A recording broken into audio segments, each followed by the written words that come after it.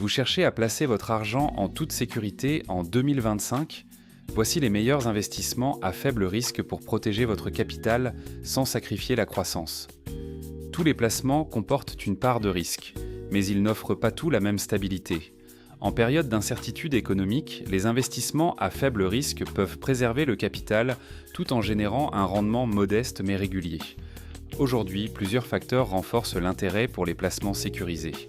La baisse continue de l'inflation dans la zone euro, combinée à une politique monétaire plus souple, stimule la demande pour ce type d'actifs. Malgré une légère amélioration des conditions de financement, la croissance économique reste modérée. De nombreux investisseurs privilégient donc des stratégies prudentes centrées sur la stabilité. Cela confirme la place des placements à faible risque comme choix judicieux dans un contexte en mutation. Mais alors, quelle est la réalité des marchés européens aujourd'hui ? Les marchés européens affichent des résultats contrastés. Certains secteurs ou pays résistent bien, mais d'autres sont en difficulté. Le marché boursier français, par exemple, pourrait enregistrer sa pire performance depuis la crise de la zone euro, plombée par une instabilité politique, une demande intérieure atone et une baisse des échanges avec la Chine. Les tensions géopolitiques, en Ukraine ou au Moyen-Orient, ajoutent encore de l'incertitude. Dans un tel contexte, une question s'impose. Comment investir son argent en toute sécurité ? Dans ce climat, les investissements à faible risque, qu'on débute ou qu'on soit expérimenté, offrent plus qu'un simple refuge. Ils proposent un moyen concret de protéger son portefeuille contre la volatilité tout en poursuivant une croissance financière mesurée. Pour celles et ceux qui recherchent la sécurité sans renoncer totalement au rendement, ces options s'imposent comme des alliés essentiels.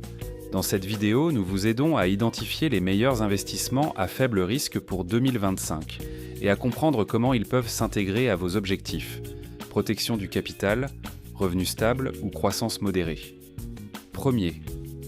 Compte d'épargne à taux élevé, flexibilité et accessibilité.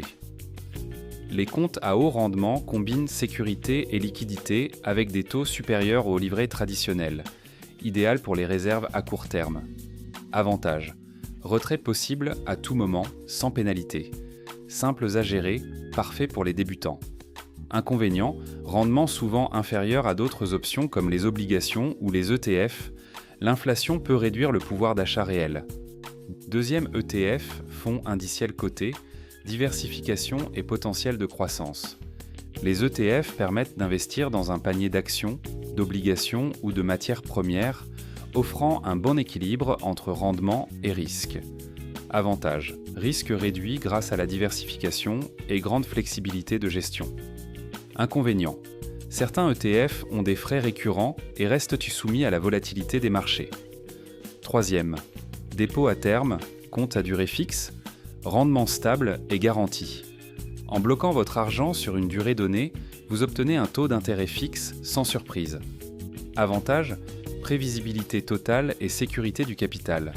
Inconvénients, peu ou pas de liquidité avant échéance. Rendement réel affecté par l'inflation. Quatrième, obligations d'État, stabilité et faible volatilité. Les obligations souveraines versent des intérêts réguliers et remboursent le capital à l'échéance. Avantages, très faible risque de défaut et revenus constants.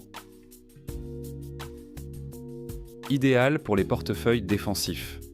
Inconvénient, rendement faible comparé aux actifs plus dynamiques. Sensible aux hausses de taux d'intérêt. Cinquième, obligation d'entreprise bien notée. Rendement supérieur avec un risque maîtrisé. Avantage, meilleur rendement que les obligations d'État tout en restant relativement sécurisé avec les grandes entreprises. Inconvénient, risque légèrement plus élevé, toujours soumis aux conditions économiques et aux taux. Sixième. Fonds monétaires. Liquidité maximale avec revenus prudents. Investis dans des titres à court terme et de haute qualité, ils servent à placer temporairement de la trésorerie. Avantage. Très liquide, souvent plus rémunérateur que les livrets classiques. Inconvénient. Rendement modeste, peu adapté aux objectifs de long terme. 7. Actions à dividendes, revenus réguliers avec potentiel de valorisation. Avantage. Revenus passifs grâce aux dividendes avec en prime la possibilité d'une plus-value sur le long terme. Inconvénient, les dividendes peuvent être réduits en cas de crise. La valeur boursière reste fluctuante. 8. Sociétés immobilières. Cotées, RIT, Revenus locatifs diversifiés. Les REIT investissent dans des biens immobiliers et distribuent les loyers sous forme de dividendes. Avantage, exposition au marché immobilier sans gérer un bien en direct avec une bonne liquidité. Inconvénient, sensibilité au marché immobilier et au taux d'intérêt.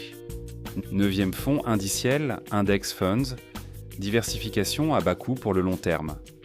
Reproduisant un indice comme le CAC 40 ou le S&P 500, ils permettent une large exposition à moindre frais. Avantage, rentable, simple et performant sur le long terme. Inconvénient, moins de contrôle sur la composition, forte pondération des grandes entreprises. 10e, rente viagère ou contrat d'annuité, revenu garanti sur la durée. Avantage, revenu fixe pour la retraite, indépendant des marchés. Inconvénient, peu de flexibilité, frais souvent élevés, sortie difficile. Mais alors, à qui s'adressent ces placements ? Retraités et futurs retraités. Ils recherchent avant tout sécurité et stabilité des revenus pour préserver leur niveau de vie. Jeunes actifs et primo-investisseurs souhaitent démarrer sereinement sans s'exposer à de fortes pertes.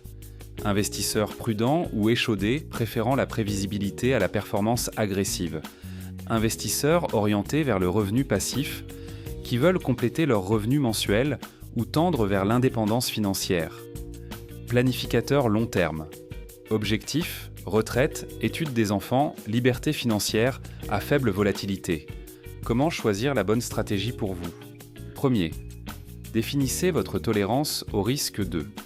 Évaluez votre horizon d'investissement 3. Clarifiez vos priorités, sécurité, revenus ou croissance 4. Diversifiez votre portefeuille intelligemment 5. Attention aux frais et conditions de retrait. 6. Restez flexible face aux changements de marché. Construisez votre stratégie d'investissement pour 2025.